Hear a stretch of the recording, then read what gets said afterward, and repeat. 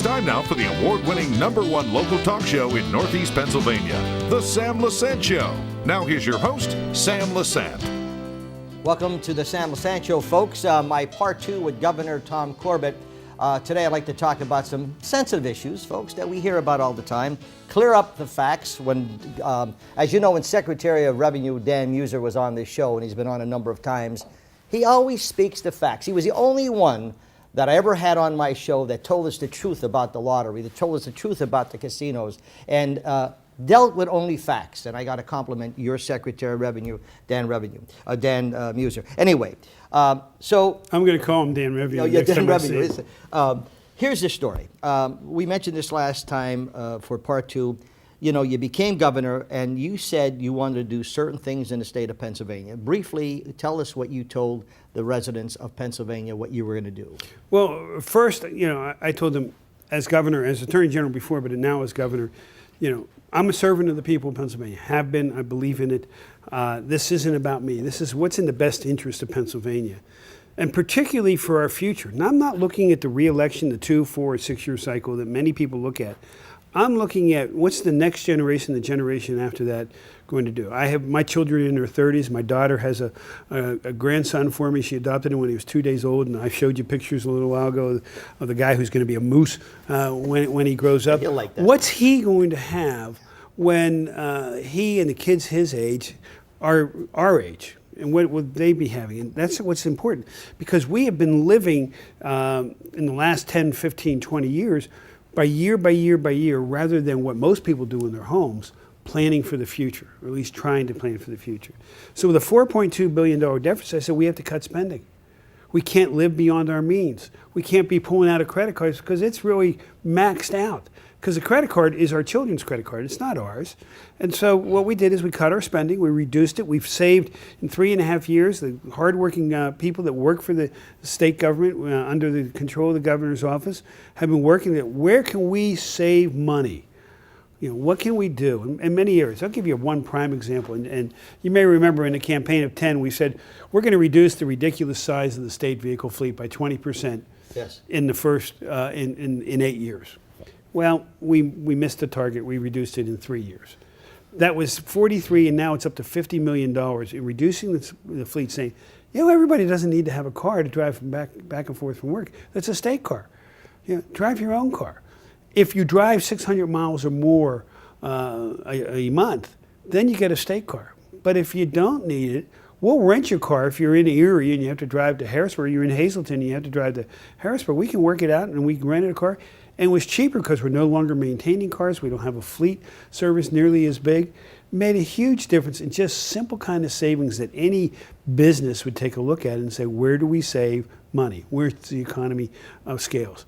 So the first promise was live within our means. We did that. When it came to budgeting, we lived within our means. And unfortunately, or fortunately, we didn't have a budget as big as we had before because we didn't have the money. One of the things, and I want to lead into this because I know you want to talk about education, that we didn't have was the stimulus money that came from Washington. You remember that term, shovel-ready money, was supposed to go to projects like construction that's ready to go, like capital costs, not operating costs, that was actually in the last administration put into operating costs at the Department of Education to be passed on to the school districts with a note, oh, school districts, don't put this in your operating costs because it's one-time money and it will go away in 2 years. Unfortunately, the vast majority of schools put it into their operating costs. As the state did. As the state did. So if you look at our budget on a graph, and I don't have the graph here with me, you will see that the budget under Governor Rendell went up if you don't differentiate between federal and state money. Because in the 1 year, he reduced the state contribution, used it in other areas of the budget, put the federal money into it, raised it. He did the same thing the second year. When I came into office, that money was gone. So you got to bring it back down. That's the cut that the PSCA union leadership keeps saying is, I cut education. No, I didn't. It was guaranteed to be gone, and they knew it. They know. And here's the interesting thing that really blows me away, okay? I get more upset about than you do, and you're the governor. But having a business. So I promise you $20,000 a year salary, okay? I'm giving you $20,000. Someone says, Sammy, I got a special project for you. I'm going to give you $30,000, but pass it on to him. So now I say, Tom Corbett, I'm going to give you $20,000, but another $15,000, $35,000. And I give you that for 2 years. That project's gone.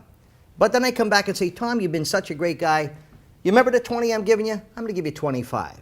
Well, actually, you got an increase.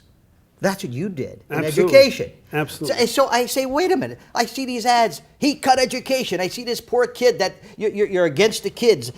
This Tom Corbett's such a mean guy. He hates it. He's given more money than they ever had in history. The amount of state money going to education today is at its greatest point in the history of Pennsylvania. So why do they say you're not helping education, Tom? Because it's not in their interest, because they want to beat me in the election. It's that simple.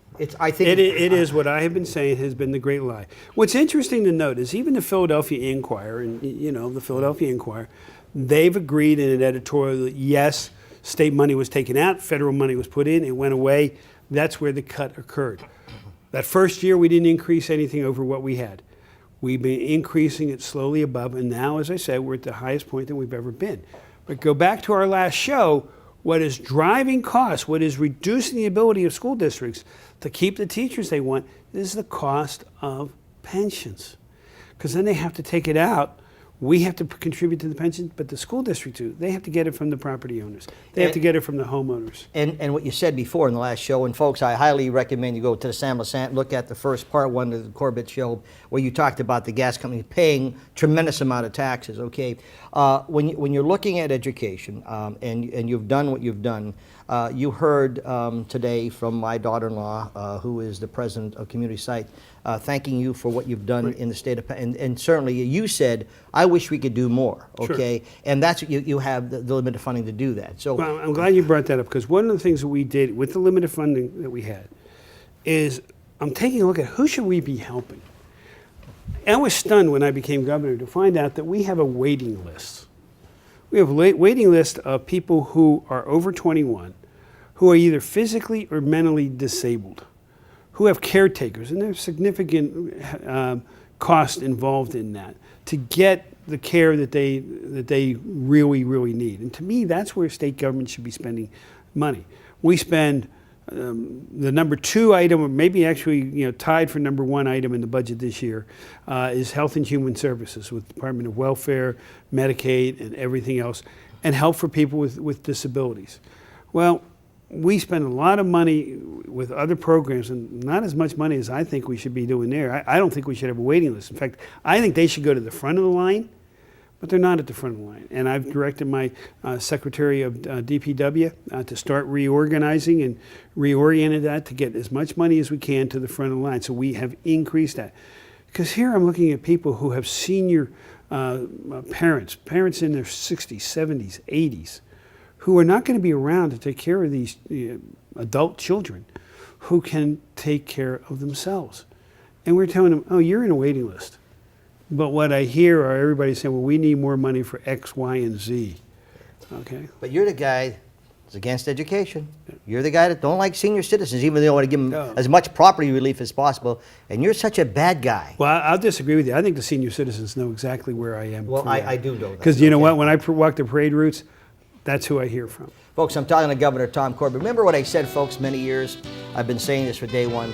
Check out qualifications. Don't let anyone tell you to vote. Don't vote for this guy because you like him. No. Vote for him because you check his record. And if you don't like his record, check his opponent's record. See what his record is, okay? I know one thing. He's an honest person. We'll be back after this. Welcome back to the Sam Lesante Show, folks. Remember, 24/7, SSPTV.com. Every one of our shows are there. And, of course, my email, sam@SSPTV.com. My guest today, Governor of Pennsylvania, Tom Corbett. Okay, we talked about education. Sandusky, okay? Penn State fans, even close friends of mine, said the governor knew about it. He was wrong. He covered up. He did all these things. So wait a second. You're talking about Tom Corbett? You're talking about a guy who was Attorney General for 8 years, who prosecuted people, who put people in jail, were bad? You're talking about this guy's going to cover up anything? What happened, Tom? Well, first of all, I'm going to add on to what you just said. I created the child predator unit in the Attorney General's office. During the time I was there, we took over 300 child predators off the street, the people who were on the internet luring our children out. There's no way I was going to slow any investigation down at all, because my whole background has been as a prosecutor, and if there's somebody out there who's preying on our children, we're going to get them off the street. But we're going to get them off and keep them off. We're not going to lose a case. That case was presented to me back in March of 2009. Looked at it, and we started investigating it. Tough case because we had one witness. And you've heard the report, you've seen the Moulton report, and you understand that a one witness case against somebody who is as well known as Jerry Sandusky, only right behind Joe Paterno. Maybe he would have been the successor back before he left in 2009 to be the next coach at Penn State. Very popular. You're going to go after somebody like that, you better have everything lined up. And we never felt comfortable like that. We kept looking for people.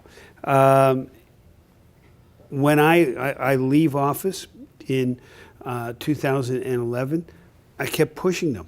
Continue to keep looking. Don't quit, because we can't go with the one, but we get a couple, because I truly believe there were more people out there. It's by nature of these individuals. We got a great break. And I say we because I still associate myself proudly with the investigation.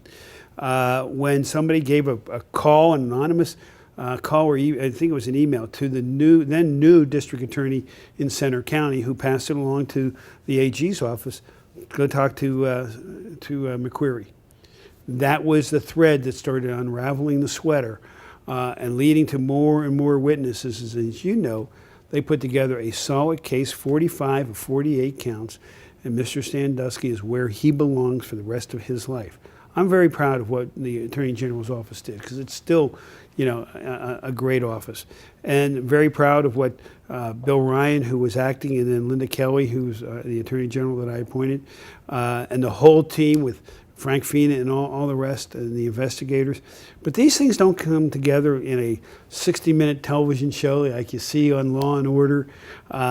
People don't come running in to volunteer to testify. We used a grand jury, and that was questioned by the President Attorney General. Why I would never use a grand jury, which she had no experience in that. We did, and we understood by using grand juries, you can get people who are reluctant to come in and say anything, to at least come into a grand jury and say it and see how they do. And it worked very, very well. So the investigation is conducted. I was never surprised at the result of the investigation, because I know the facts. And, I am going to do what's in the best interest of Pennsylvania, what's in the best interest of the prosecution. We did. We succeeded. Let's move on. It's amazing. A person told me, you put a 30-second commercial on that is absolutely wrong and deceiving, and you have to take 3 hours to explain why that is deceiving. And the way, you've seen some of the commercials that they're running against you with the gas, that you're, not giving education, which is total nonsense. How you live with that, I have no idea. So you clean that up, and I wasn't surprised either, knowing the Tom Corbett that I knew. We get to the liquor, the privatizing the liquor stores. I have a lot of friends of mine who work in liquor stores, and they're great people. They do a great job. First of all, what is your reason for doing what you're doing, and will these people be protected? I believe that where we are here in Pennsylvania, we are an outlier with the rest of the country. There's one other state that's like us, and that's Utah. The rest of the country has choice and convenience. If you give you a prime example, the new chancellor of the state system of higher education came in from Florida. And when he tells the story of what he tried to do when he tried to buy his first case of beer or 6-packs of beer when he went to the grocery store, it's downright hysterical to listen to him. The antiquated system we have. I'll give you the other example. We were doing a press event across in the convention center across from a liquor store down in Philadelphia. The liquor store had in the window a sign that said, "No beer sold here. If you want beer, go 3 blocks down to the traffic light, take a left, go 2 blocks to a bar, and you can buy 2 6-packs. If you want a case of beer, you need to go somewhere else," and I forget what followed it. Think about what that meant to all the visitors from around the country and around the world about where we are in Pennsylvania. It really was about choice and convenience, and continues to be about choice and convenience for the people of Pennsylvania. You have to buy here in a liquor store, wine and liquor. Down in southeastern Pennsylvania, and around the state, we lose about $60 to $80 million a year to what we call border bleed. People going over to New Jersey or down to Delaware, maybe they go down to the shore, they buy all their alcohol down there, they bring it back here. They don't go and report it right away. They don't report it at all. We lose a great deal of revenue that way. Whereas I think that they would buy down there, but they'd also buy here in Pennsylvania if they had the choice and convenience. I think a lot of people want to be able to walk into a grocery store. Particularly, a lot of the women want to be able to go and buy a bottle of wine for dinner, go down, buy a 6-pack or 2 6-packs, buy dinner, and go home, rather than what I just described as at least 3 stops in Pennsylvania. What about the people that are working there? Will they the people that are working there, we had some provisions, I believe, and now it's been a while since we've been there, so I don't recall that. But those people would have been hired in many of the stores that would have bought it. Maybe not right away, but for instance, and especially if they knew their wines, they're going to need people to come in and be able to sell wine that are knowledgeable about it. How much more income do you think we would be able to generate by going with your program? Well, at first, I think it would be a pretty much a wash. Some people say we would have lost money. I don't agree with that. But I think as we developed it across the state, you would see a growth. I know I'm getting wrapped up here for this break, but I just got to tell you an interesting story. And I always tell people, don't vote for people when they call you and say, vote for Corbett. I'll vote for Corbett if I feel he's qualified. I'll vote for Wolf if he's qualified. I walked into his place. I won't tell you where. Guy says, hey, what do you know about McCord? I said, why? He said, I just got a call from my boss. Said I have to vote for McCord. I said, why? He said, because they said Wolf is not qualified enough to be the governor. They want to support McCord. I said, well, I don't know that much about him. I said, why don't you find out about the person first before someone tells you how to vote for the gore? Interesting, the same Democrat in Luzerne County is saying now, vote for Wolf because Corbett's bad. We'll be back right after this. Welcome back to the Sam Lesante Show, folks. Remember, 24/7 SSPTV.com. My email, sam@SSPTV.com. My guest, Governor of Pennsylvania, Tom Corbett. The lottery situation. I was in a place, doctor's office. Another lady says that Corbett guy, your friend, blah blah blah blah blah. He wants to sell the lottery. He wants to, we depend on that, etc. I said, well, maybe you're talking about the wrong Corbett that I know, because I don't know if any time that Tom Corbett, who is the governor, would ever do anything that would hurt, particularly the people that you really care for, the senior citizens. Just a little bit about that. Sure. Number one, we weren't trying to hurt anybody. We want to get more revenue for senior citizens, because a lot of the senior citizen services are paid for out of the lottery, completely. And we know that the population is growing by leaps and bounds, because we now have the baby boomers, of which I'm one. I just turned 65, are going into increase the needs on that lottery system. But the lottery isn't growing at the same rate. So what we were looking at is bringing in some people to manage. We weren't selling. We were asking, and we put out for bid, and only one company bid on it, somebody to come in at the senior management level to bring in efficiencies of scale, to maybe look for new ways of new games and so forth, to increase the revenue. And the only way they got paid, we had an agreement, there was a baseline, they had to meet a minimum, okay? They didn't get paid anything if they met the minimum. Okay. Only when they got above the minimum did they get a percentage, and when they got well above the percentage, they got a little bit more, so that we would bring more money in to try and keep even with the growth of the population of senior citizens. That's very important, because if we're not able to do that, we're still going to have to pay that money for senior citizens, right? So we'll have to take it from over here in the general fund. Well, the general fund, there's a great deal of demands. Right now in Pennsylvania, 41% of the budget is for education, 41% of the budget is also for Health and Human Services. We're not even talking about seniors now. The debt service and corrections takes us up to 90%, so we have 10% left for everything else. So where do we get the money for the seniors without taxing them, without taxing people to increase that over there? So this was a logical place to go. People came out, hey, if they say it loud enough, they repeat it often enough, Yep. the media says he's trying to sell it. No, we're not trying to sell it. I don't think you could sell it anyway. No, we couldn't. Yeah, right. And those people knew that. Yeah. It's unfortunate because I think if that would have happened, and maybe I'm wrong, we would have been making more revenue. Absolutely. And so the person who said he was so happy he did away with it, McCord was so proud, he just cost seniors millions of dollars. Absolutely. That's my opinion. Okay. Absolutely. And that's unfortunate. It really is. The seniors got hurt, and that same lady in the doctor's office, if she could only understand what was going on, and that's the problem, Tom. It's when they criticize you for things and they have no facts at all. Again, it was the public sector union leadership that was pushing it because they thought they were going to lose jobs. And we even worked it out with them that they wouldn't lose jobs. But, oh, no, we're too far down the road on well, this. and I guess your energy has to be, particularly with the pension, as we explained.